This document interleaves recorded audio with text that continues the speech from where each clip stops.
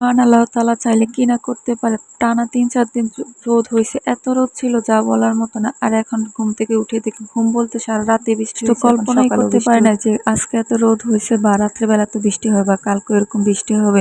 তো যাক, বৃষ্টি মানে একটু ভাজা পড়া ভালো-মন্দ, বা ভালো-মন্দ বলতে খিচুড়ি, বিরিয়ানি এসব রান্না করা আরকি সবার বাসায়। এটিও তো বৃষ্টির মতো কোনো কমা-কমতি ছিল না। এত বৃষ্টি হইছে মাশাআল্লাহ, আলহামদুলিল্লাহ। এই যে দেখেন অঝরে বৃষ্টি পড়তেছে। আসসালামু আলাইকুম। ওয়েলকাম করছি রাইসা মারিয়াম পেজে নতুন আরেকটা ভিডিওতে। তো যাই হোক, ভিডিওটা কে কোথা থেকে দেখছেন জানাবেন। আর আমার ভয়েস শুনে কেউ কিছু বলবেন না, আমি ঘুম থেকে উঠে ভয়েস দিচ্ছি, এখনো মুখও ধুই নেই আর কি। তো যাক, সকালবেলা ওই দিন আর রুটি বানানো হয় নাই। সকালবেলা দেখি মানে এত বৃষ্টি হচ্ছে আর সবাই অনেক দেরি করে উঠছে, তার জন্য বাসায় পাউরুটি ছিল, পাউরুটি দিয়ে চা খাওয়া হয়েছে। মানে অনেক খিদা লাগছিল সবার মোটামুটি।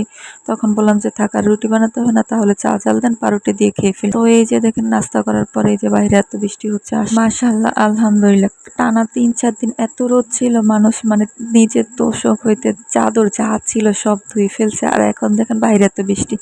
তো যাক, এটা ছিল প্রায় মনে হয় তখন 12টা বাজে। তখনও মন চাচ্ছিল একটু চা খাই গরম গরম। বাইরে যেহেতু বৃষ্টি হচ্ছে, ঘরে হালকা হালকা ঠান্ডা লাগছে। ঠান্ডা লাগতেছে না, ফ্যানও চলতেছে, মানে অলওয়েজ ফ্যান চলতেছে। তারপরও বৃষ্টিও হচ্ছে কিন্তু ফ্যানও চলতেছে, কিন্তু অত ঠান্ডা লাগতেছে না। তো যাক, ওই দিন আর খিচুড়ি রান্না করা হয় নাই। প্রথমে বলছে খিচুড়ি রান্না করবে, কিন্তু পরে আর রান্না করা হয়নি। তো যাক, এই যে গরম গরম শাক ভাজি করা হয়েছিল, তো আমিও গরম গরম ভাত খেয়ে ফেলছি আর কি তাড়াতাড়ি করে।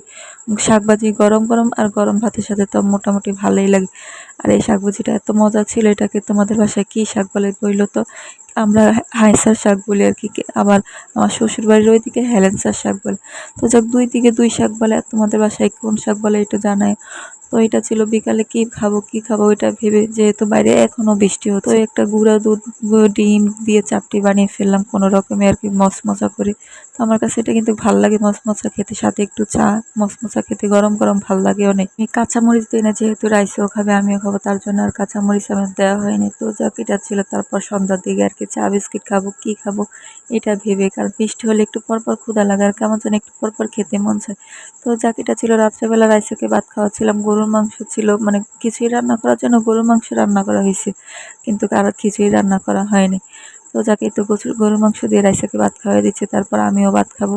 ও যেহেতু মানে আলু ঝোল খায় না, তার জন্য ওকে আলাদা করে ভাত খাওয়াইতে, এই যে সুন্দর করে ওকে মাখিয়ে খাইয়ে দিবে এখন। তারপর আমি নিচে রান্না করে বলে সকালবেলায় ঘুম থেকে উঠে মানে গরুর মাংস রান্না করা হয়েছে, কিন্তু আর খিচুড়ি রান্না করা হয় না। তখন বললাম যে না, খিচুড়ি রান্না করতে মানে থাক, ভাতটাই রান্না করে নেওয়া হোক।